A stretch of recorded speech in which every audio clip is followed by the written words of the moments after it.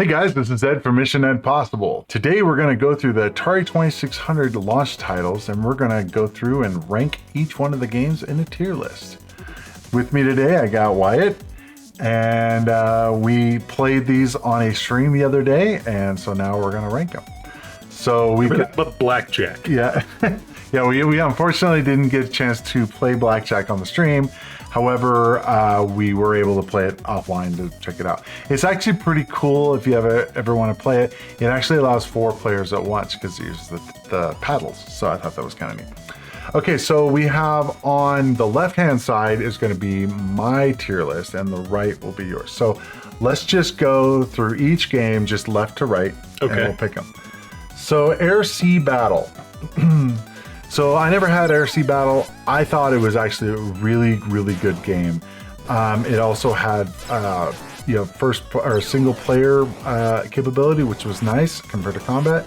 I'm actually going to put that at the S tier. So I'm going to have you go now. Okay, well, I agree that it was super fun. As a game, I was really surprised by the depth that they squeezed out of a very simple concept. Yeah. I gotta say, it's definitely a lot of fun, but I think an A tier is pretty good for it. Right. It nailed it, but I mean, it also... Here's something to keep in mind. These are relative. Sure. Yeah. But relatively speaking, Sure. I think it's an A. Okay. I didn't really like the sub stuff, trying to constantly moving and shit. Sure. That part got a little bit much. Okay. It's kind of hard to deal with. Fair enough. All right, so next up we have basic math. So when we were making this tier list, Wyatt said, do we want to create a basic math tier? Because I think he was talking about it being up here, right? Above the S. It needed to be somewhere, yeah. Yeah, above the S. I think he was talking about it being maybe below. I'm gonna put it at the tier D tier. The way I look at it is, if I were a kid getting that as a game, like let's say if you didn't have a combat as the packing game and you just got basic math, I think your parents must have hated you at that point. I mean, I can't imagine this title actually selling very well. It's like, it's educational for my kids, it's not just a video game. If anyone is interested in stopping your children from being interested in video games, there you go. That's if ever you've wanted to just be like, nah, I don't want them to be interested. Just get them a 2600 at a garage sale and basic math, and they'll be like, I don't really get what everyone was talking about. I'm done. Maybe Fortnite sucks. Maybe all my friends are lying because basic math is what video games are. Exactly. It should be lower. Yeah. But okay. Next up is Blackjack. I thought it was pretty cool. I mean, the deal is as we said, that it really didn't have to have a whole lot to it. I mean, it's a very basic game. It did have 4 players, which I thought was cool. So it actually moved up a little bit in my mind. But the problem, I think, with it, the fact that there's no graphics, it's really just letters and numbers. And I don't know. I mean, it's okay, and it implemented the rules and all that. But it'd been nice to see cards. I'm gonna put it at the B tier. As much as I actually did have fun with it, I do just genuinely like Blackjack. Sure. A big thing for me is, if the alternative is much easier to achieve, this we were talking about this, and games when they came out about this time are like $100 in today's money. For like a $2 pack of cards, I could have had an equally good experience, and I wouldn't have had to do it. It's kind of redundant. It was well done, but I'm gonna put it in C because it definitely did what it did well. But a pack of cards does it better, and I think at that point you failed as a product. When the simpler thing is better and easier. You got a point there. I can't disagree. The one thing is that, when you're playing a game like that, though, then someone has to play dealer. There is that. And whereas that, you have the computer be able to play dealer. So sure enough. Kind of nice. Okay, combat. Okay, so I have long held the belief that I consider combat to be one of the best games on the system. It is, as the packing game, It was just a lot of fun. I think because it's 2-player only, it really makes it so that you have to have another player to play well. But there are so many variations. It's really kind of 3 games in one. Now, Air Sea Battle's kind of the same way, but I kind of feel like the Air Sea Battle was really just variations on the theme, whereas Combat really had some different things going on. So I am still going to put this in the S tier for me. So I still maintain it is one of the best titles on the 2600. Well, as far as my general experience, I gotta say Combat was super fun. And I played it the longest, I think. We definitely played it one of the longest. Yes. I'm gonna put it in A tier because I really think it had a lot going for it. It was a lot of fun, but I lost a lot, and yeah. So that's why you're rating it low. No. In all reality, it was a lot of fun, and I think it did what it did very well. I would even probably put it just ahead of Air Sea Battle. I would have to do that as well. Yeah, here I'll put that for you. But not just because it just was a tighter experience overall. Yes. And being able to move around and do that kind of stuff was just fun. Whereas in Air Sea Battle, a lot of the times you're just stuck. You're just aiming at angles, and it can get a little bit. Couldn't move around very much. A lot of those variations got a little tiring. Yeah. Not bad, but definitely tiring. So, and they both have 27, but I think Combat's 27 were better. Yeah, so I would agree. I really like the guided missiles. Now, both of them had guided missiles, and that is true, which was a lot more fun. When they add some of those very easy variations, it makes a huge difference. The idea of guided missiles and all that was just crazy too. Yeah, it's just curvy. Yep. Okay, Indy 500. So this was one I had never really played much. I tested it out with the driving controllers. As far as I know, it's the only one that uses the driving controllers.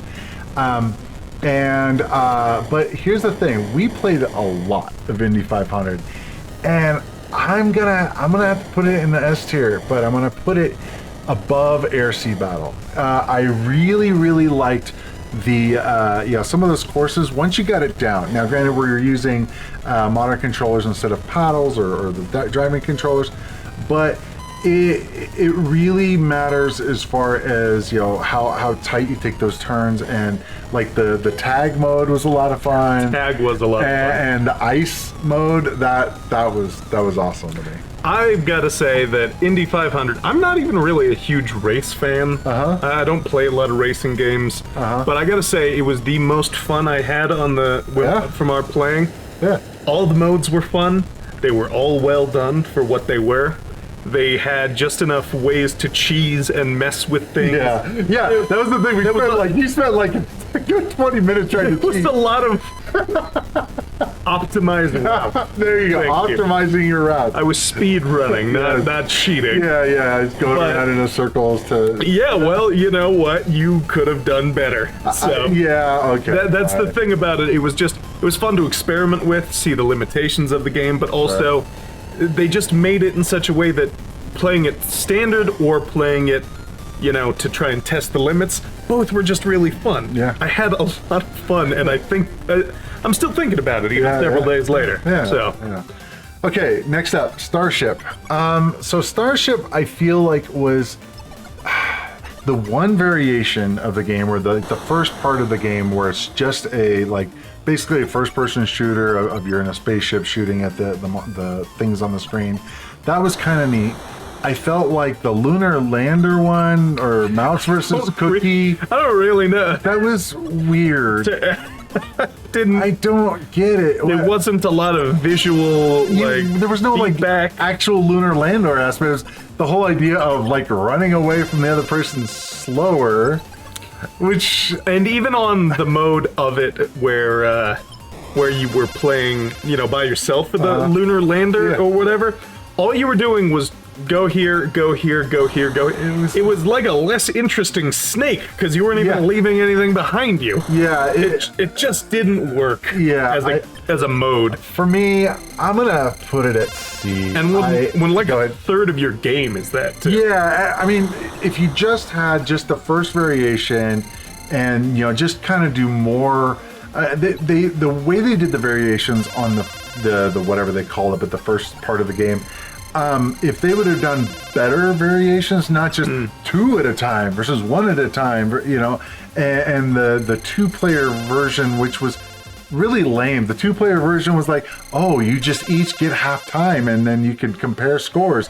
There's no reason to have that. I didn't think that if I had gotten that game, I would play it very much because of that.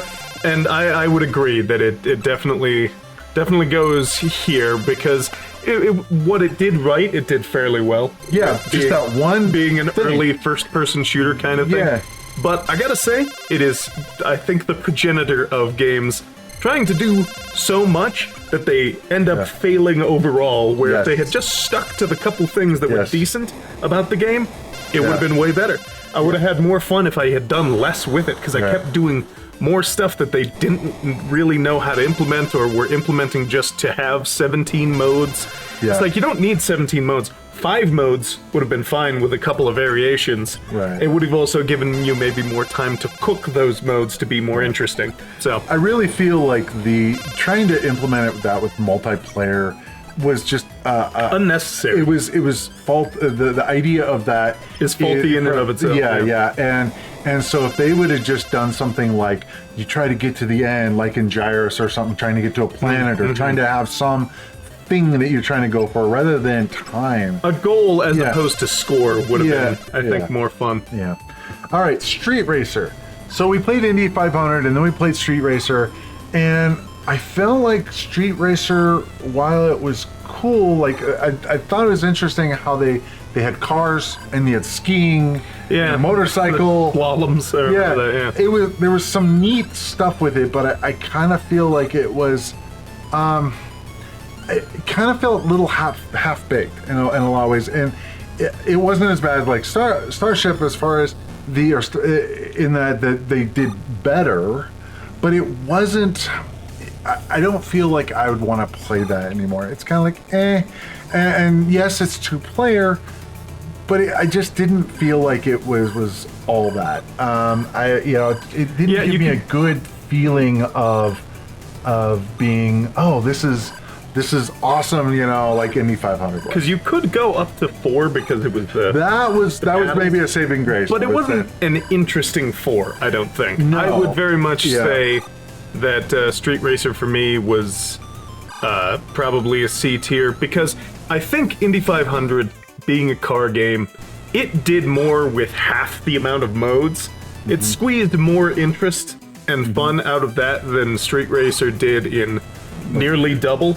Yeah. Like the slalom thing was interesting, but it was really hard too. It was really hard, and also the issue, a limitation of early gaming in general. It's not like I could really tell very much of what was going on. Right. We knew it was skiing partly because we had the manual telling us that. Right. Otherwise, I'd be like, what sort of strange car are we now? And where are these walls coming from? Exactly. They didn't even make them look like trees or anything. They were just holes in big walls. Right. Someone had built like 2/3 of a house every 40 feet down this mountain. I don't know who was skiing down there. Yeah, that was kind of weird. If they had tried to do like the skiing game, now that's another thing, is trying to do too much. If they would have just stuck to like cars, I think they could have done a little bit better. One of the other things I had a problem with also in that game is because of the limitation of the screen. If you started hitting the gas, because we were at the first game we played, we just were in idle mode. We didn't realize you could. I didn't realize there was an accelerate button. Well, it didn't really do anything at the beginning. You have to hold it down. But the problem is, once you accelerate, things come at you too fast to react, and it's just like you can't. You need. That's one of the problems with going vertical is you don't have as much space if it as horizontal. It didn't work in portrait mode, basically. Exactly. It could have worked. Exactly. But it just, not my favorite. Also, one last comment about it. This is something that Combat did with, just going back to Combat and its many modes, it had like one mode where one of the planes was like really long and then the other was 3 little planes. It was goofy and it wasn't like the best of those modes even. But it made it interesting because it was fun. It was, silly. Having asymmetric was kind of a interesting thing. But Whereas Street Racer has all these modes where it tries to do a bunch of different things instead of like a thinner car or a thick car where you're trying to, where they're maybe not super competitive or fair one way or the other, but that are more fun. I think they could have done more with that. Instead, they tried to stick to almost a standard that I just don't think they met.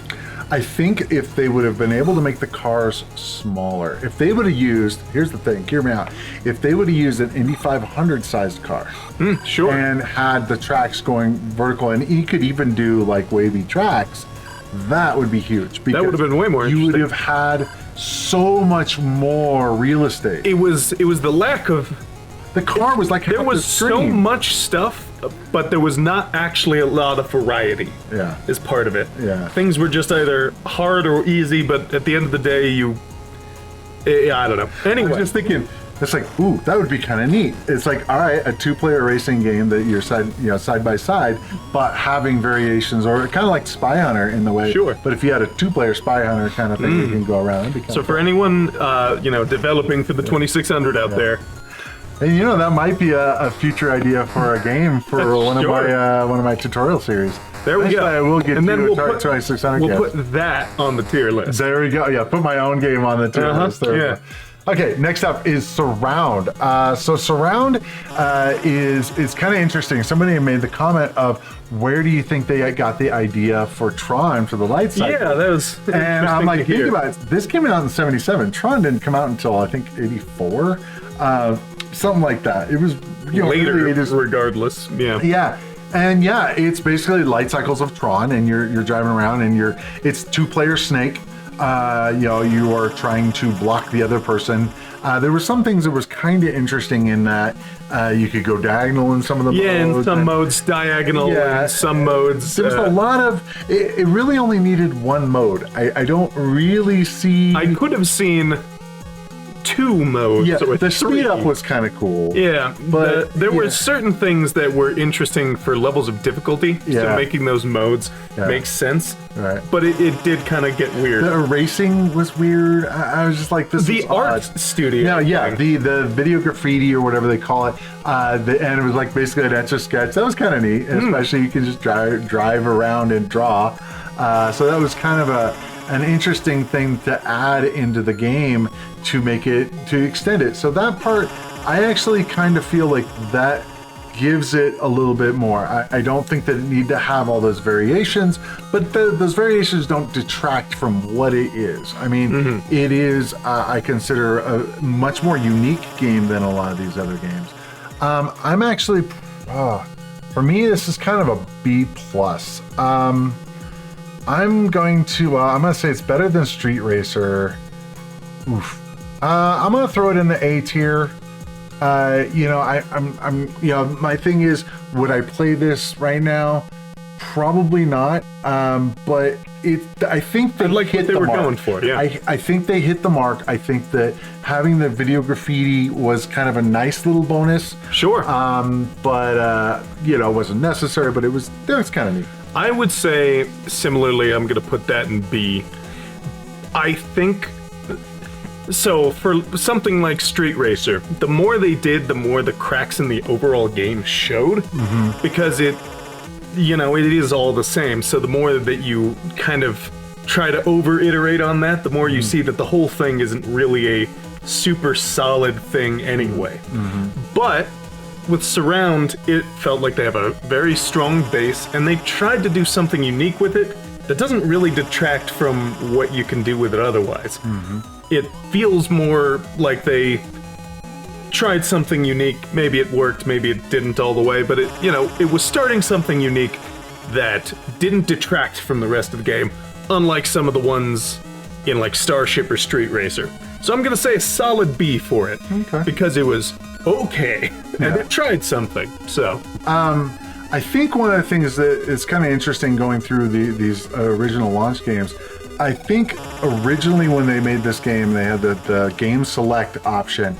I think there was sort of an idea of you need to have variations. You need you need to get those numbers up, well, yeah, I mean, look at all of these. Yeah, Most 27 of them, and 17, 27, Yeah. 27, 50. Yeah, 50. Oh my god.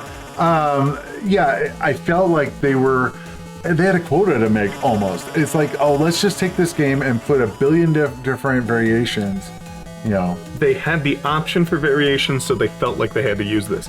I would say that this is a common issue throughout the games industry as a whole from then to now, is that especially the first games of a console or something that has any kind of unique gimmick, where you can use that gimmick in subtle ways to improve things, but the first like 10 games out, you push that gimmick into the ground because they feel like they have to sell the system Right. a That little is true. bit. And it's the same as like on the DS. Everything was like, you can't move unless you tap everything on this screen. Yeah. You can't. You must use the stylus for can't do everything. anything. In fact, we're gonna lock up your D-pad. It doesn't work in this game. And this feels very much like that. We have a mode selection. Well, shit, we gotta make sure they get their money's worth for that. Yeah. So that brings us to the last one, which is Video Olympics.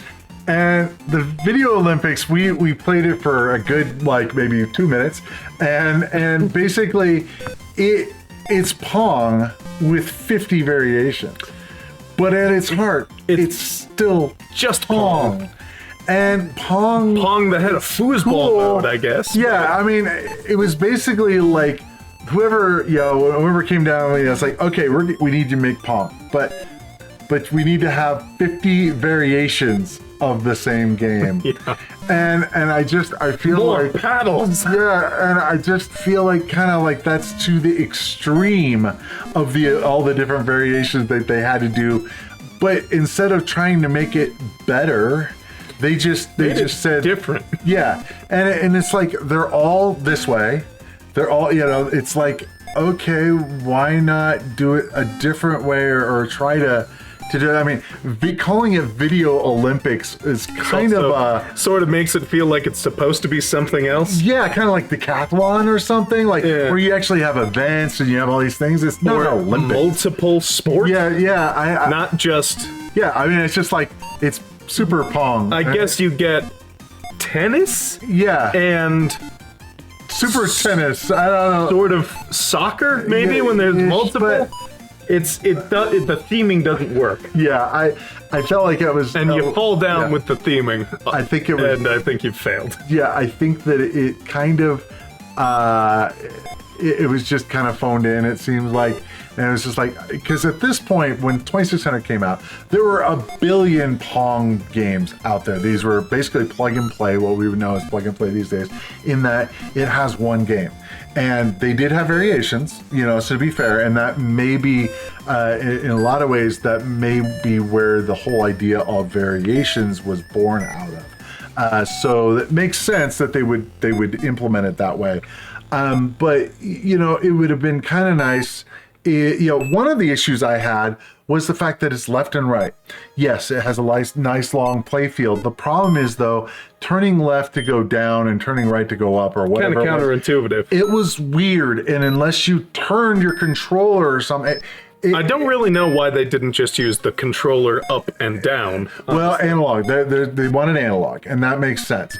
But, I personally felt like if it would have been a two-player breakout type game where you're trying to hit each other, go and have like obstacles in the middle, that would have been so much cooler. And that could be another idea for a game. If we don't see one like that, there may be one like that. Sure.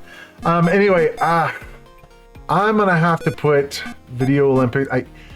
either C or D. I mean, it's way better than basic math, but I'm gonna have to put it past Starship at a C.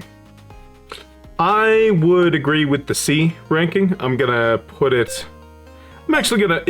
It was tight in what it did, Sure. and I will say the variations could have been fun.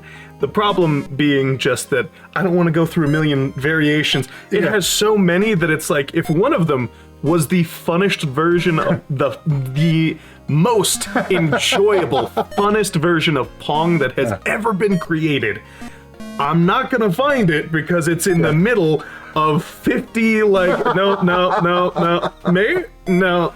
No, that's not the one. Because if you didn't remember the number... Oh my God, you're never gonna find it again. You're screwed. You can't find it again. I don't know, it's this like... mythical variation that you found one day, and you can never get it again. Your friends don't believe you. They're like, that doesn't exist. It's Pong, and that's it. Yeah. So, I gotta say, I liked simple, tight, whatever. Didn't overdo it too much, even though it totally did. But yeah, it's got to be a C. It's not great still. Well, cool. So that's the 9 launch titles. The Atari 2600 came out in 1977. One of the things that we noticed was the price that it came out at. It was $199, I believe. Yeah. And then, but that was equivalent of $850 in today's dollars. And each game was like $20 to $30, which is the equivalent of like $80 to $90. And 90 to 110 or something. It was something like crazy. And just so a huge amount of money for basic math. Yeah. So it would actually be a tenth of it, so it'd be $80. Here's another thing, though. That another reason basic math is down there. For the same reason that Blackjack is only in C. I could just have someone write 2 numbers next to each other, because they don't ever like get very big, the numbers. No. Just 2 single-digit numbers next to each other and randomly assign whether it's, addition, subtraction, whatever, and you would have had a better time because you're interacting with a person to do it. This is true. So, also, the way they did division really got me. I was trying to figure out... There's no decimal point. There's no place you can put a decimal point. And sometimes... It's just to the right of the... Yeah, and sometimes it was like 4 divided by 3. It's like, what number do you want me to end? How do you want me to format this? This is an Atari 2600 game for children. You need to put it in like the long division format. You got oh my God. I was like, what do you want? 4 over 3? Yeah, I know. It's like, I guess 1.3. You either have to make them all the numbers divisible by each other properly, or you gotta put in a decimal and make it very clear how you enter these numbers. The thing is about that game is if they would have had an actual only thing